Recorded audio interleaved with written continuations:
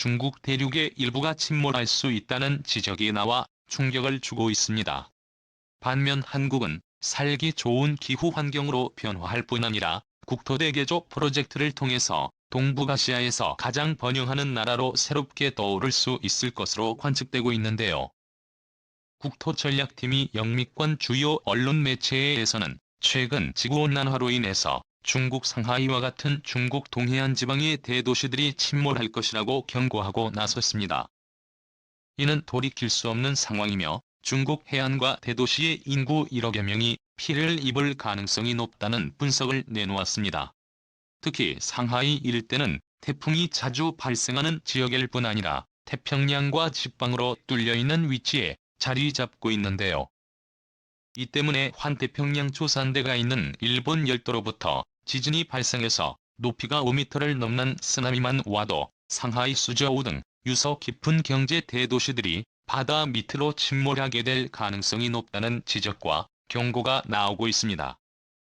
실제 해수면 시뮬레이터를 통해 수십 미터가 올라오는 자료를 살펴보게 되면 상하이를 비롯한 중국 동해 주요 지역 대부분이 잠기게 되는 상황입니다.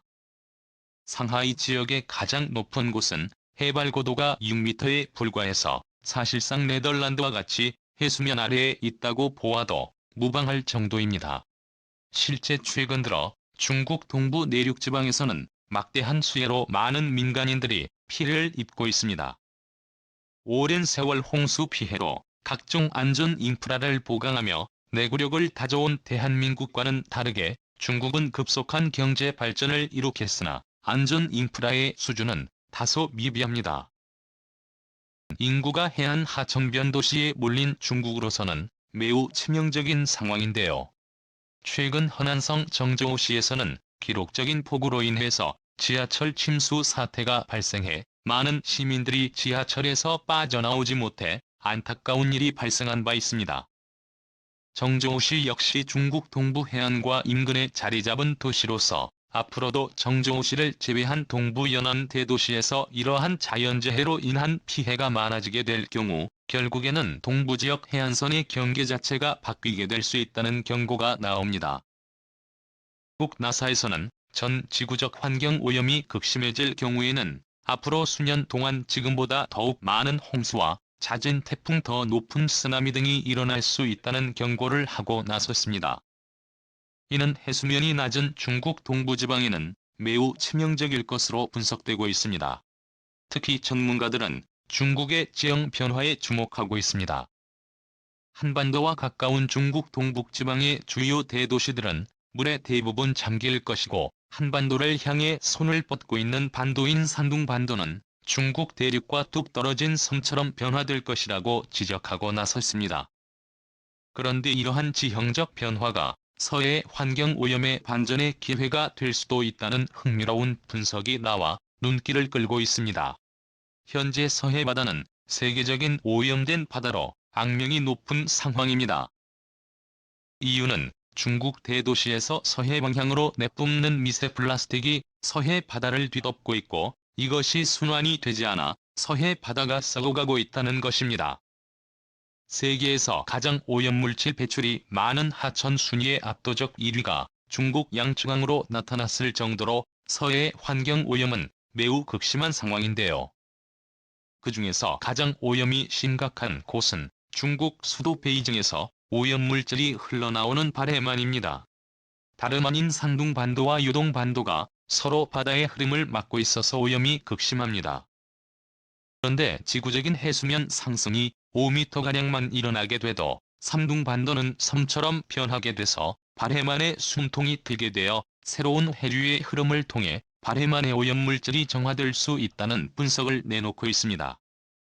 산둥반도 북쪽의 바레만과 남단의 자오저우만을 이어주는 좁은 해협이 생길 것이라는 분석으로 이렇게 되면 한반도 옆에는 일본 섬과 산둥반도 섬이 각각 자리 잡게 되는 흥미로운 지정학적 환경이 만들어지는 상황이 연출되는 것인데요.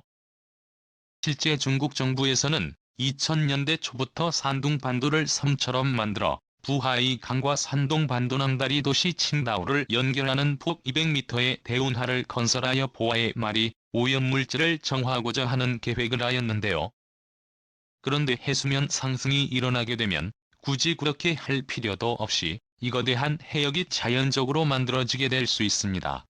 한반도도 안전하지는 않은 상황이지만 중국 동부 해안에 비교하면 마치 천국과 같은 환경인데요. 외에도 한국은 지형적 특징으로 인해서 국토대 개조 사업을 통해 더욱 안전한 환경으로 변모될 수 있다는 전문가들의 제안들이 나옵니다. 그린피스는 지구적 해수면 상승 현상은 인천공항을 비롯한 수도권 저지대를 침수하게 만들 것이라고 구체적인 시뮬레이션까지 제작하여 강력하게 경고하고 나섰습니다.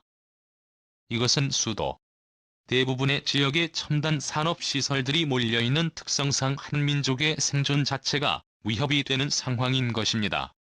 그러나 일각에서 경기 만메리 프로젝트를 통해서 서울 수도권 지역을 보호할 수 있다는 흥미로운 분석을 내놓고 있습니다. 특히 이 프로젝트는 오랜 기간 전문가들 사이에서 제안되어 온 메가톤급 개발 프로젝트입니다. 경기만은 북한 옹진 반도와 충청도 태안 반도 사이에 위치한 바다입니다. 바다에는 강화도 인천공항이 있는 영종도 등 수많은 섬이 있습니다. 전문가들은 이 지역을 매립하자는 제안을 내놓고 있습니다. 총 면적 3,340제곱킬로미터, 약 15평을 매립한다는 계획입니다. 호남 평야 정도에 해당하는 넓이인데요. 이렇게 경기만 앞바다가 간척된다면 밀려 들어오는 해수면 상승을 방지할 수 있는 방조제를 함께 건설하기 때문에 인구와 주요 산업시설들이 밀집한 수도권 지역은 사실상 안전한 땅이 되는 상황입니다. 간척하여 대규모 방조제를 쌓아 올리게 되면 제주도의 약 2배 면적에 달하는 국토를 확장할 수 있고 국가로 치면 룩셈부르크보다는 크고 브루나이보다 약간 적은 규모의 엄청난 국토 면적을 확보할 수 있는 상황이 됩니다.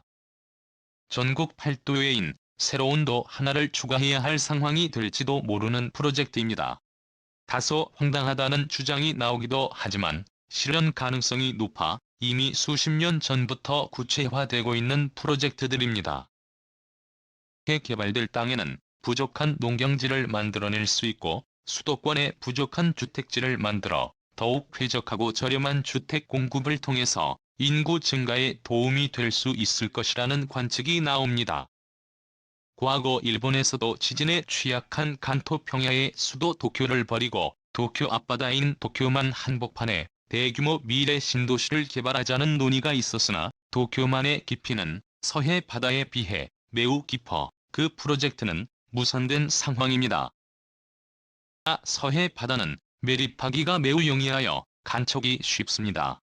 천해 지형 조건으로 인해서 해수면 상승에도 안전한 국토를 가꾸어 나갈 수 있을 뿐 아니라 더 많은 인구를 부양할 수 있는 환경으로 변모될 수 있을 것이라는 분석이 나옵니다.